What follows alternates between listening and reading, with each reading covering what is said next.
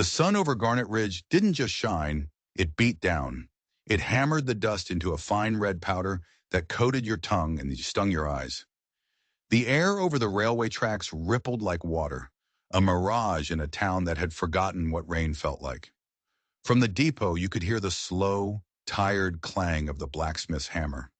It sounded like a death knell, and for the young woman kneeling in the dirt, it might as well have been. Her name was Ardan Talbot, but nobody here cared about that.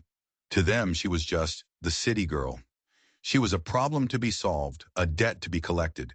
She knelt on a wooden freight pallet, a rough horse blanket pulled over her shoulders, her head bowed low. One ankle was scraped raw, her lips were split, and her fine city dress was torn and stained. She was a broken thing in a town that broke people for a living. Above her stood Sheriff M. Lynn Durgan. His brass star winked in the brutal sun, a cruel little joke. He held a piece of paper, and his voice cut through the heat like a rusty blade. By authority of this office, he called out to the small crowd, we offer a 30-day labor contract to settle the lawful fees owed by this indigent female. He spat the words out. Vagrancy, medical, damages to the station. It all added up. $22, a fortune out here, a lifetime. The men who gathered were vultures in dusty boots, rail hands with sun-scorched necks, miners with coal dust etched into their faces. Burris, the saloon keeper, showed a grin full of yellow teeth. He saw an opportunity.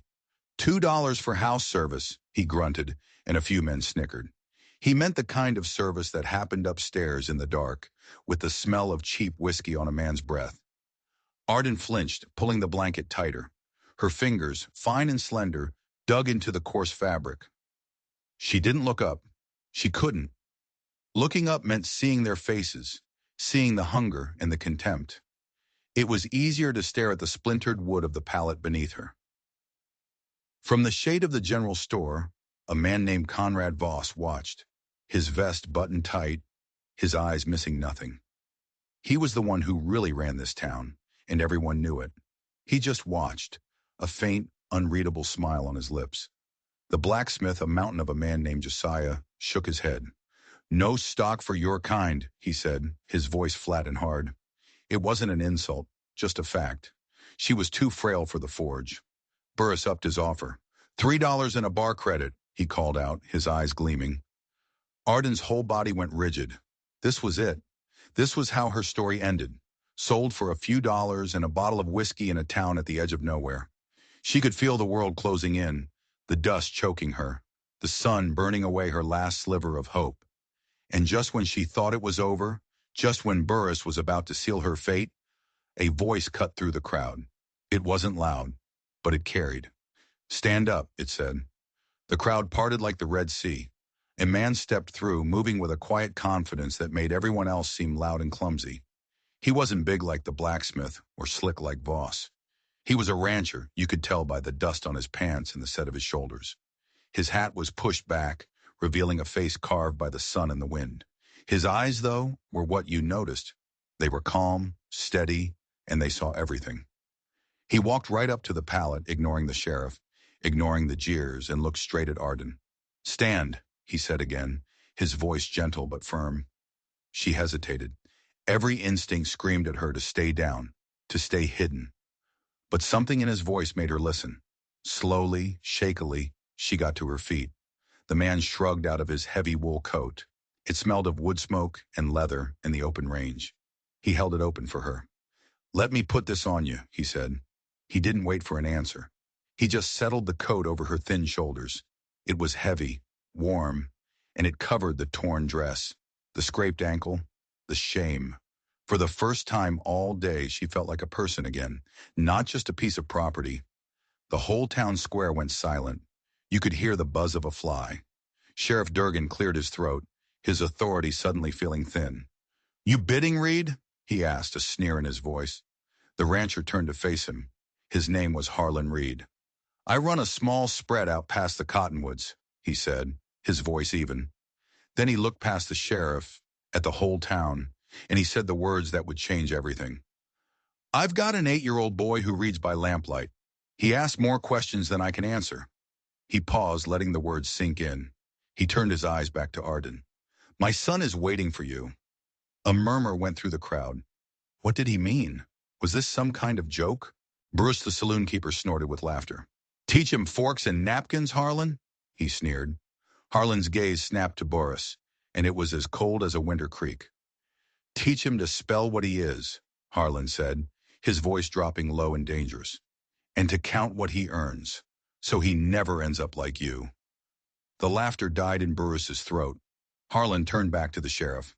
I won't buy a person, he said, loud and clear for everyone to hear. But I will redeem a debt.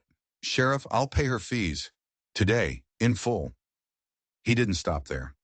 Tomorrow, he went on, looking at Arden, she chooses. She can work for wages at my place, or she can walk away free, coat and all. This was unheard of. He was defying the whole system, the ugly little market they had created. He was offering her a choice, a real choice. Sheriff Durgan's face tightened. This wasn't how things were done. You're stepping between this office and a lawful contract, he hissed. Harlan didn't even blink. I'm clearing your books, he said simply. He reached into his coat and pulled out a worn buckskin pouch. The sound of coins jingling was the only sound in the square. He started counting silver dollars into Durgan's sweaty palm. $22, he said. 4 bits for your time, and another dollar so you don't feel cheated. The sheriff's eyes narrowed, but the greed won out. Plus $1 for my clerk, Durgan added quickly. Harlan just nodded and dropped another coin into his hand. Fees satisfied, the sheriff grumbled, pocketing the money. But she reports here every Sabbath for 30 days. So we know she hasn't run off. And you, he said, pointing a thick finger at Harlan, you answer for Arden Talbot. Arden lifted her chin for the first time. Her voice was quiet, but it didn't tremble. Arden will do, she said. Harlan gave a slight nod. There's a wagon in the livery shade, he told her. We'll go slow. He reached out and gently touched her elbow, guiding her down from the pallet. The wool coat was a shield, hiding her trembling. As they walked away, the blacksmith called after them. Miss, you need boots. Send a boy. I'll find a pair. It was the first act of kindness she'd received in this town, other than Harlan's. Thank you, Harlan called back, not breaking his stride. They moved through the dust, the crowd parting before them, their faces a mixture of confusion, respect, and resentment. As they passed the general store, Conrad Voss, the man in the neat vest, gave a tiny, almost imperceptible tip of his hat. But his eyes were cold, calculating. He murmured something to a young boy who was lurking nearby, and the boy immediately slipped away, disappearing into the alley beside the freight office. Voss watched Harlan and Arden go, his thumbnail resting on his chin, as if he were adding up a new column in a ledger that only he could see. A ledger of debts and favors, of secrets and lies. And Arden had a sudden, chilling feeling that Harlan hadn't just paid her fees. He had just opened a new account with the most dangerous man in Garnet Ridge, and the bill, she suspected, would come due sooner than either of them thought. The ride to Cinder Creek Ranch was mostly silent. The wagon wheels creaked, the leather harnesses groaned, and the world slowly shifted from the choked dust of Garnet Ridge to the wide-open expanse of the valley. Gold grass rippled in the breeze, and a line of cottonwood trees marked a creek, their leaves whispering secrets to the wind. Arden held Harlan's heavy coat tight around her, the smell of wood smoke a strange comfort. This was a different world, quieter, cleaner. But was it safer? She didn't know. Every time a horseman appeared on the horizon, her heart jumped into her throat. She was a city girl. She was used to dangers you could see coming down a crowded street, not the kind that could hide behind any rock or rise. Harlan's ranch was modest, a long, weathered barn, a sturdy corral, and a whitewashed house that looked like it had been built to withstand anything the world could throw at it. On the porch, a small boy was waiting. He was barefoot, with hair the color of sun-bleached wheat. He had a book in his lap, but his eyes were fixed on the approaching wagon, watching the strange woman beside his father. His gaze was cautious, but there was a deep well of loneliness in it that Arden recognized immediately. Orrin, Harlan said as he swung down from the wagon. This is Miss Arden. She's come to help with the books, and maybe your schooling. The boy, Orrin, just nodded slowly. Ma taught me letters, he said, his voice small and soft. She was going to teach me numbers, but he trailed off, his eyes dropping back to his book. The butt hung in the air, heavy and sad. Arden felt a pang in her chest. She crouched down, bringing herself to his level. I know some numbers, she said gently. Maybe we can trade. Your letters for my numbers. A tiny spark of interest flickered in his eyes. Maybe, he whispered, and in that one word Arden felt the first fragile thread of connection. A reason to stay, beyond just gratitude or fear. The days fell into a rhythm. She learned the simple, solid tasks of ranch life, stacking wood for the stove, kneading bread until her arms ached, mending Harlan's shirts with stitches so fine you could barely see them. Every morning, she and Orrin would sit at the kitchen table, their schoolroom. He would carefully print his letters, his tongue stuck out in concentration, while she read aloud from a worn-out primer. For the first time in what felt like a lifetime, she wasn't running. She was building something, a routine, a sense of peace. But the quiet of Cinder Creek was deceptive. It was like the calm surface of a deep, dark lake. You never knew what was lurking underneath. One night she stepped outside for a breath of cool air. The stars were scattered across the black velvet sky, like diamonds on a jeweler's cloth. And then she heard it, the slow, deliberate clop of hooves on hard-packed earth. Not on the road to the ranch, but from the direction of the rail siding, nearly a mile away. Her curiosity, a dangerous thing she thought she'd lost, got the better of her. She crept along the shadowed edge of the barn, her heart a frantic drum against her ribs. In the pale moonlight, she saw it. A single dark freight car sitting alone on the siding next to an old abandoned warehouse. Conrad Voss's warehouse. Two men were moving at the open door of the boxcar, heaving something heavy into a waiting wagon. The wagon groaned under the weight. She saw the glint of moonlight on metal bands strapping down heavy wooden crates. One of the men looked up, his head turning in her direction, and she ducked back behind the barn, her breath catching in her throat. When she dared to peek again, the wagon was rolling silently toward town, and the boxcar door was sliding shut. A moment later, a low, short whistle blew, and the lone car was pulled away, swallowed by the darkness. She knew, with a certainty that chilled her to the bone, that she had seen something she was never meant to see. The next morning, Harlan came in from his chores, his face grim. Heard in town, he said, pouring a cup of coffee. The mine's latest gold shipment. It's running late. Some folks are saying it's gone missing. Arden's blood ran cold. The heavy crates, the secret meeting in the dead of night, Voss's warehouse. It all clicked into place. She opened her mouth to tell Harlan what she'd seen, but the words wouldn't come out. Who could she trust? In Garnet Ridge, an accusation was as good as a conviction, especially for a woman with no name and no connections. Harlan's voice broke through her thoughts. Also saw Felix Crow poking around, he said, his voice tight, asking about horses for hire. Felix Crow. The name was like a rattlesnake's warning. He was a hired gun, a man who did the dirty work for people like Voss and Durgan. He's not the type to pay for a ride unless he's chasing something, Harlan added darkly, or someone. Arden looked out the window, toward the distant, dusty outline of Garnet Ridge. She had thought she'd found a sanctuary here, a quiet harbor in the storm. But she was wrong. The storm hadn't passed. It had followed her, and it was about to break right over their heads.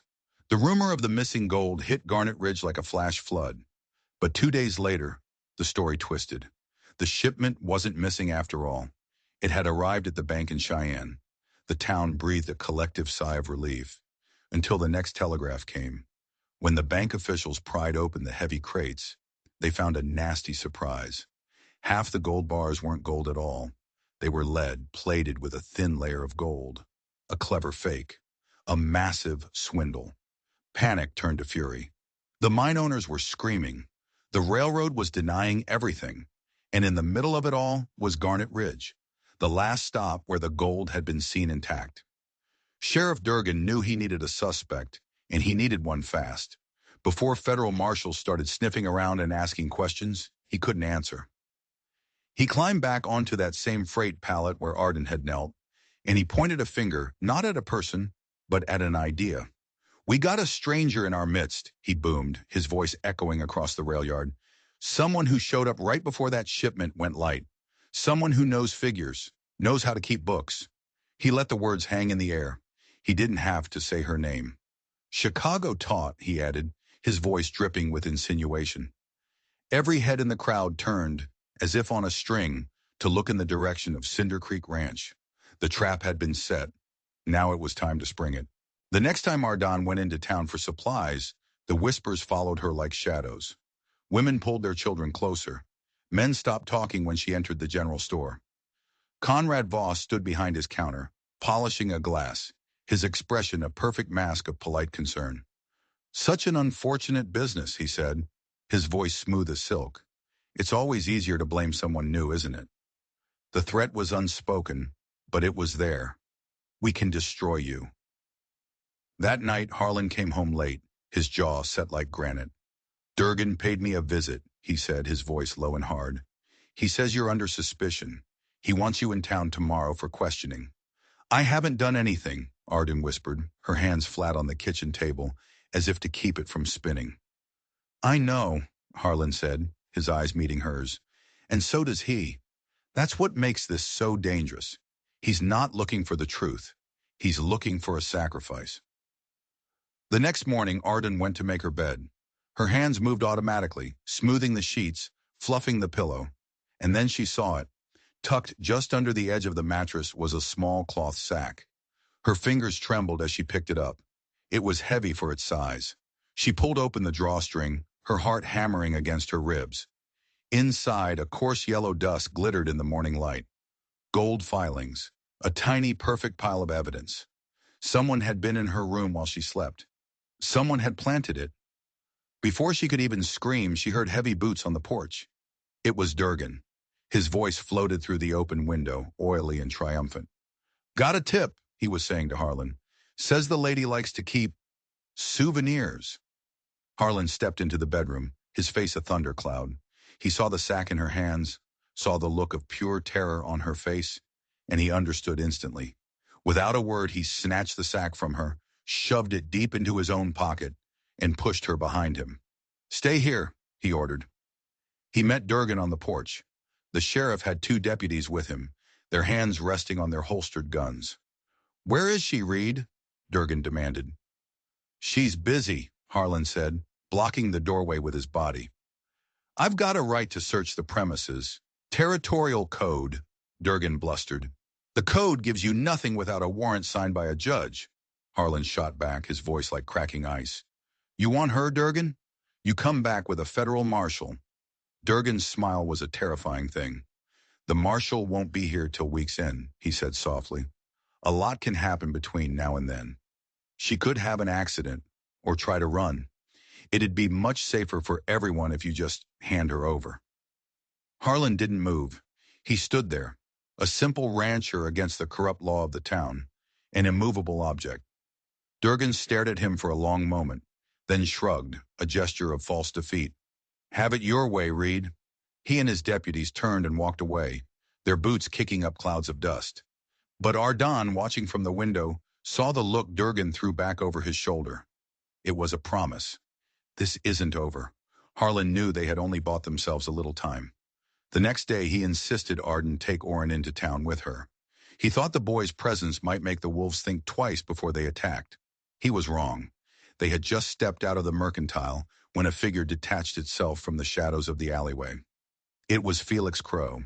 He leaned against a post, chewing on a toothpick, a lazy, predatory grin on his face. "Heard you've been busy, city girl," he drawled, his eyes crawling over her. "All that shiny gold gone missing. Sheriff seems to think you know right where it is." Arden instinctively pulled Orrin behind her. "I don't know anything," she said, her voice shaking. Crow laughed, a harsh, ugly sound. He pushed himself off the post and took a step toward them.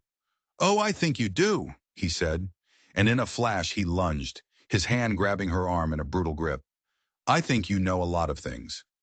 Before Ardon could even react, Orrin did. The little boy, all of 8 years old, launched himself forward and kicked Felix Crow as hard as he could in the shin. "Let her go!" he screamed, Paul! Paul! From across the street, Harlan was already moving. He came at a dead run, his hand hovering over the butt of his pistol. Let her go, Crow, he said, his voice deadly calm. Crow, surprised by the boy's attack, shoved Ardon away. She stumbled back, catching herself against a hitching post. Just saying howdy, Crow said, holding his hands up in mock surrender. No harm meant. Harlan was now standing between Crow and his family, a human shield. You keep your howdy to yourself, Harlan growled. Crow just tipped his hat, that venomous grin back on his face, and sauntered away. But his eyes, looking back at Ardon, held a new kind of promise. Not just a threat, but a dark personal recognition. It was as if he wasn't just seeing a convenient scapegoat. He was seeing someone from another life, a ghost he thought he'd already buried. And now Ardon knew this wasn't just about a gold heist in Wyoming. This was about Chicago. The past she had run so far and so fast to escape had finally caught up with her. That night, the small kitchen at Cinder Creek Ranch felt like a pressure cooker. The air was thick with unspoken fears. Harlan was cleaning his Winchester rifle on the table, the metallic click-clack of the action a grim counterpoint to the chirping of the crickets outside.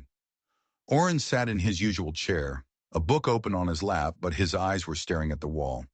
Finally he spoke, his voice barely a whisper. Pa, he said, the men in town, they're saying Miss Arden's a bad person. Harlan stopped what he was doing and looked at his son. She's not, son, he said, his voice firm but gentle. But sometimes when men get greedy and scared, they don't care about the truth. They just care about having someone to blame. Arden felt a lump form in her throat. For years she had run from lies, from accusations. But this was the first time anyone had ever stood up and said, I believe you. She wanted to thank him, but the words felt too small for the gratitude that was swelling in her heart. The silence stretched, filled only by the ticking of the clock on the mantelpiece. They were a tiny island in a sea of trouble, and the tide was rising. A few days later, the news they had been dreading and hoping for arrived. A telegraph confirmed it. A U.S. Marshal was on his way from Cheyenne. He was due to arrive in 3 days. For Arden and Harlan, it was a lifeline. For Sheriff Durgan and Conrad Voss, it was a deadline. Their window of opportunity to control the narrative, to pin the crime on the city girl and make it stick, was closing fast. Ardon overheard 2 rail hands talking outside the general store. Durgan had been in the saloon drinking heavily, boasting that he would deliver the package long before any federal man crossed the county line. She knew what package he meant. It was her. That night, Harlan didn't just lock the doors. He bolted them. He propped the heavy Winchester by the front window. He's going to try and take you tonight or tomorrow, he said, his face grim in the lamplight. He can't let the marshal talk to you. He can't risk you telling him what you saw at the warehouse. The image of the secret meeting, the heavy crates being loaded in the moonlight, flashed in her mind. She had kept it a secret out of fear, but now that fear was being replaced by a cold, hard anger. If Durgan came for her, if they dragged her away in the dark, the truth would die with her. Just as Harlan was checking the bolt on the back door, there was a soft, hesitant knock. They both froze. Harlan raised the rifle, gesturing for Arden to move away from the door. Who is it? He called out, his voice low. A familiar voice answered, muffled by the thick wood. It's me, Josiah, the blacksmith. Harlan cautiously opened the door a crack. The big man stood on the porch, his massive frame outlined by the moonlight. He looked nervous, his eyes darting back toward the dark road. Miss Arden, he said, speaking quickly and in a low voice, I have to tell you something. A week ago, before all this trouble started, Conrad Voss hired me. Said he needed me to haul a special shipment of oats that came in on the late train. He took a deep breath. But the sacks were wrong. They were too heavy, way too heavy for oats. When no one was looking, I took a peek inside one of them. He paused, his eyes finding Arden's.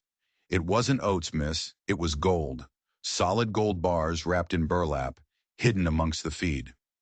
Ardon's mind reeled. The pieces were starting to slam into place.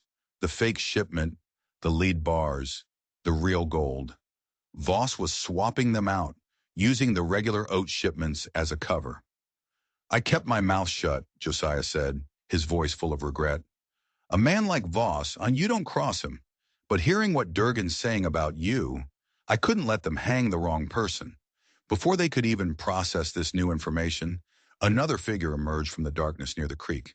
It was Liwi, a Chinese railroad worker who sometimes traded vegetables from his small garden for supplies. He approached the porch timidly, holding a bundle of onions. I know train, he said in his careful, halting English. Freight car stop, in dark, on siding, not on schedule. Bad men. Move heavy box. He pointed back toward the tracks, confirming everything Ardon had seen.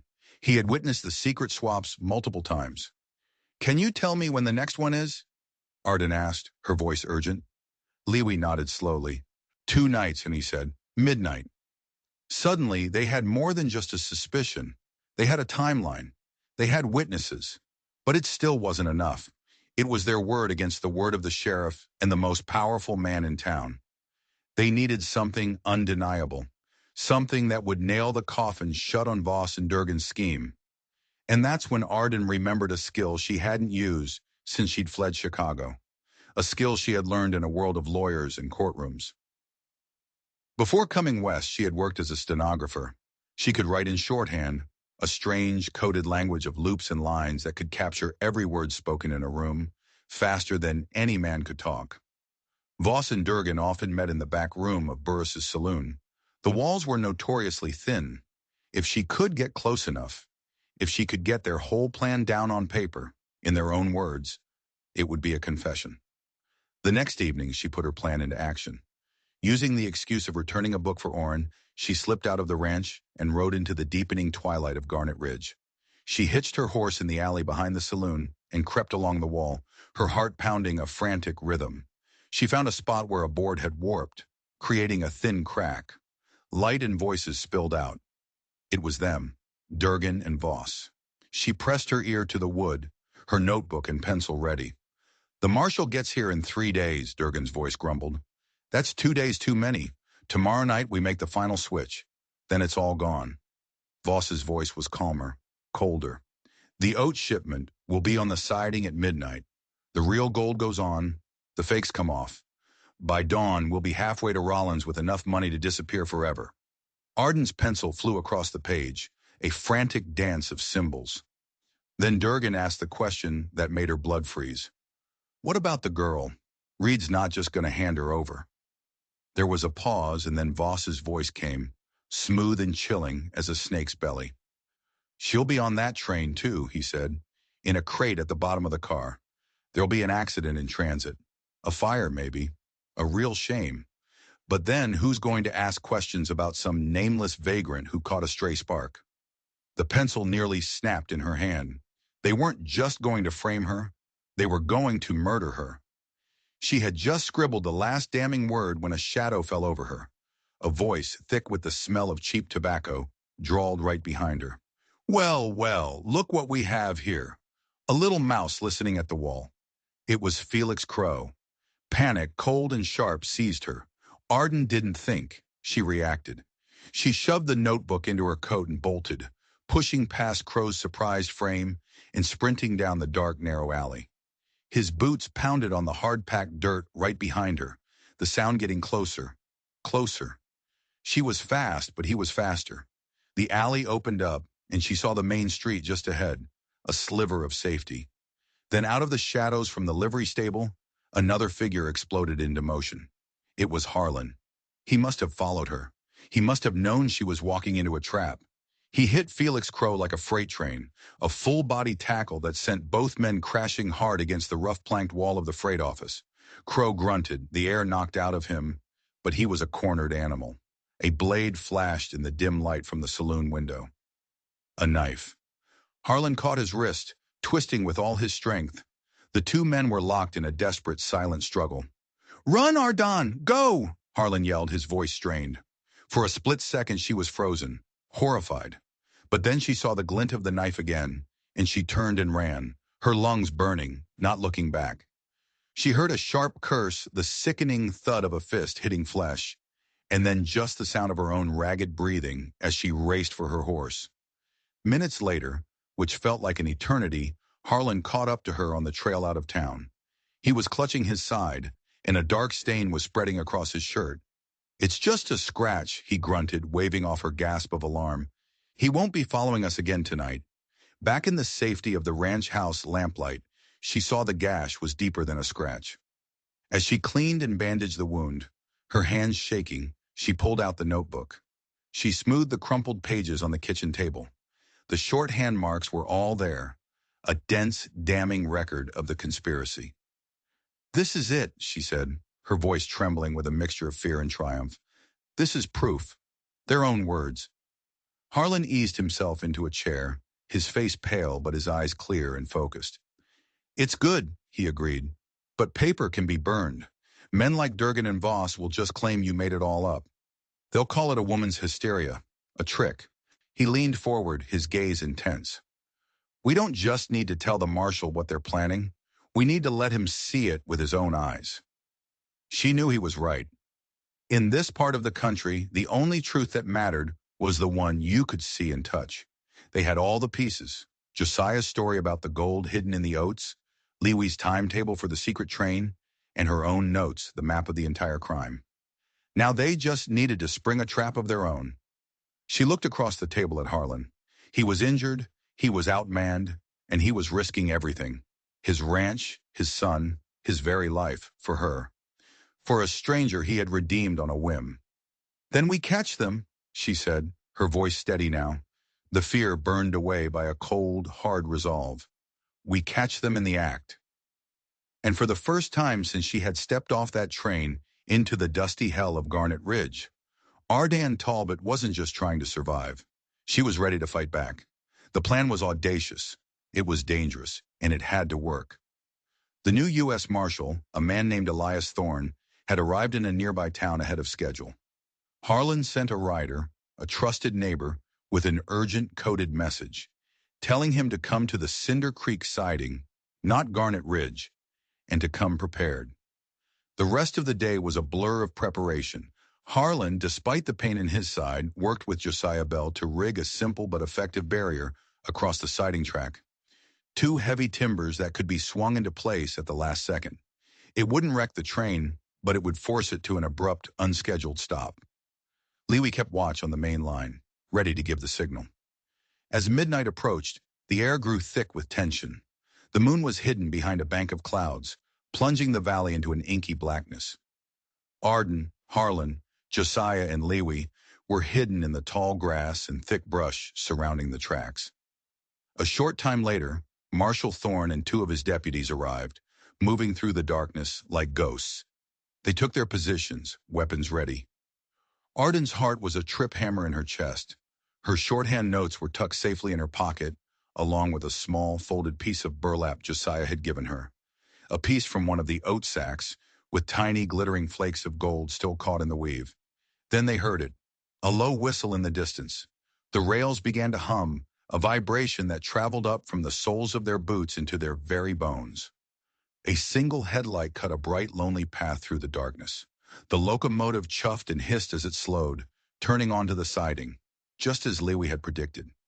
As the engine rounded a slight bend, Josiah and Harlan swung the heavy timbers into place across the tracks. The engineer saw the obstacle in his headlamp and slammed on the brakes. With a deafening screech of metal on metal, the train shuddered to a halt, steam billowing into the night air. The silence that followed was even louder. Then, just as they'd planned, the door of a boxcar slid open with a loud bang. Sheriff Durgan jumped down, his gun already in his hand. Felix Crow was right behind him, a rifle cradled in his arms. Two other hired thugs followed, and they immediately began heaving heavy crates out of the car and onto a waiting wagon, the very same wagon Ardan had seen on that first fateful night. From the other side of the train, Conrad Voss appeared, directing the operation with quiet, efficient commands. They were so focused on their task, they didn't realize the night was watching them. "That's far enough." The voice of Marshal Thorne boomed through the darkness, sharp and clear as a pistol shot. "By federal authority, you are all under arrest." For a heartbeat, everyone froze. Then chaos erupted. Durgan spun around, his revolver coming up. "Don't!" Harlan shouted from the darkness. But it was Felix Crow who fired first, not at the marshal, but blindly into the brush where he'd heard Harlan's voice. The night exploded with the sound of gunfire. One of the marshal's deputies returned fire, the shots kicking up dirt at Crow's feet. The marshal didn't waste time with warnings. He stepped out from behind the cover of the trees, his own pistol leveled and steady. "Drop your weapons, now!" he commanded. Voss stood frozen, his face a pale mask of disbelief in the lantern light.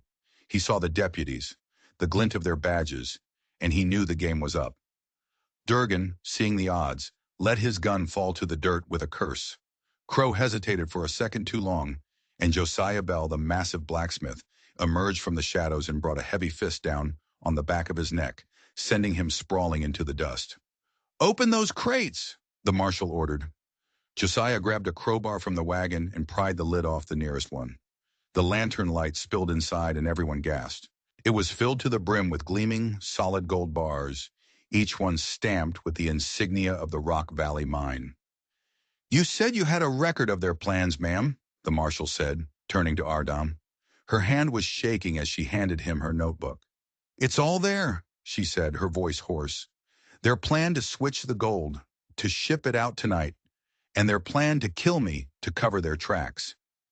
The marshal's eyes scanned the strange, looping symbols of her shorthand. He was a man of the modern age. He recognized it instantly. "Verbatim," he murmured, a flicker of admiration in his eyes. He looked up at Voss and Durgan, who were now in handcuffs. "This transcript combined with the testimony of these witnesses," he gestured to Josiah and Lewy, "and a crate full of stolen government property, I'd say your story is over." As the deputies led the prisoners away, a strange noise began to filter through the trees. It was the sound of voices, the bobbing of dozens of lanterns. It seemed half the town of Garnet Ridge, woken by the gunfire, had come out to see what was happening. They stood in a wide, silent circle, their faces illuminated by the flickering light, watching as the truth was finally dragged out of the shadows. The marshal, seeing the crowd, raised his voice so all could hear. "Let it be known," he declared, "that this woman, Ardon Talbot, is not a criminal. She is the reason these men were caught. Her courage and her quick thinking saved the United States government a fortune and brought these thieves to justice." The whispers rippled through the crowd. The story they had all believed, the one fed to them by Durgan and Voss, was a lie, and the woman they had scorned and accused was a hero. Harlan came to stand beside her, his face etched with relief. Orrin, who had been hiding safely in the wagon, ran to them, his eyes wide with a mixture of fear and excitement. "You got 'em, Pa," he whispered. "You got the bad men." Harlan ruffled his hair. "We got them, son," he said, looking at Arden. "We all did." As they walked back to their wagon, leaving the marshal to secure the scene, Arden looked back at the faces in the crowd. The suspicion and contempt were gone. In their place was something new, something she hadn't seen in this town since the day she arrived. It was respect, and she realized that the gold in the crates wasn't the only treasure recovered that night. She had gotten her name back. 3 weeks later, the dust had settled in Garnet Ridge, both literally and figuratively. Voss, Durgan, and Crow were gone, taken east on a prison train to face a federal judge. The town felt lighter, cleaner, as if a long sickness had finally passed. Before Marshal Thorne left, he sent for Ardon. He met her in the quiet of the freight office. "You have a sharp mind, Miss Talbot," he said, tapping her shorthand notebook, "and more courage than half the men on my payroll. There's a position for you in my office in Cheyenne, a government salary, good, important work." It was a tempting offer, a life of security, of purpose, of leaving the frontier and its dangers behind. But as she thought about it, an image came to her mind. Harlan, leaning against the barn door, his hat tipped back, and Orrin, laughing as he tried to saddle a pony. The quiet evenings on the porch, the smell of hay and wood smoke, the steady, solid rhythm of life at Cinder Creek. "I'm honored, Marshal," she said, her voice clear and sure. "But I think my work is here. There's a boy who needs to learn his numbers, and a man who trusts me with his home." The marshal looked at her for a long moment, a slow smile spreading across his face. "That's important work too," he said. "Maybe the most important of all." When she returned to the ranch, she found Harlan and Orrin behind the barn. They had cleared out the old tack shed scrubbing the wooden walls until they shone. They'd cut 2 new windows that flooded the small space with afternoon light. On one wall hung a large slate blackboard, and a dozen mismatched chairs were arranged in neat rows. Pa says it's a school, Orrin announced proudly, pointing to a large iron bell they had mounted on a post outside. You can ring it, and it makes the biggest sound in the whole valley. Harlan came out of the new schoolhouse, wiping sawdust from his hands. Figured you could use a proper place for your lessons, he said, a shy smile on his face. And maybe some of the other ranch kids could join in, if they've a mind to. Arden felt a wave of emotion so strong it almost buckled her knees. It was more than a building. It was a foundation, a future. It's perfect, she whispered. That evening, as the sun set, painting the sky in shades of orange and purple, Harlan found her standing on the porch, looking out over the valley. He leaned against the rail beside her. Do you remember the first day we met? He asked quietly, standing on that pallet in the square. I'll never forget it, she said. You put your coat on my shoulders, and you told the whole town your son was waiting for me. He nodded, his eyes serious in the fading light. It wasn't just words, Ardon. That day I was trying to buy you a choice. Today I'm asking you to make one. He reached into his pocket. It wasn't a buckskin pouch full of coins. It was a small, simple ring of worn silver. It had belonged to his late wife. Orrin is still waiting for you, he said, his voice thick with emotion. And so am I. The world seemed to stop. All the running, all the fear, all the hardship of her past had led her to this single, quiet moment on a porch in Wyoming. She looked at this good, steady man, and at the home he had built, the home he was offering to share with her, and she knew, with every fiber of her being, that she was already home. Yes, she said, the word a soft breath of pure joy. Yes, Harlan. He slipped the ring onto her finger. It fit perfectly. The next morning, for the first time, the bell at Cinder Creek School rang out, its clear, strong voice echoing across the valley. Children came on horseback and in wagons, their faces bright with curiosity. Arden stood at the door, greeting each one while Orrin, bursting with pride, showed them to their seats. Harlan leaned against the corral fence, watching through the open window as Ardon picked up a piece of chalk and wrote on the board. He saw his son, sitting straighter and taller than he ever had before, and he saw the woman he loved, building a new life from the ashes of her old one.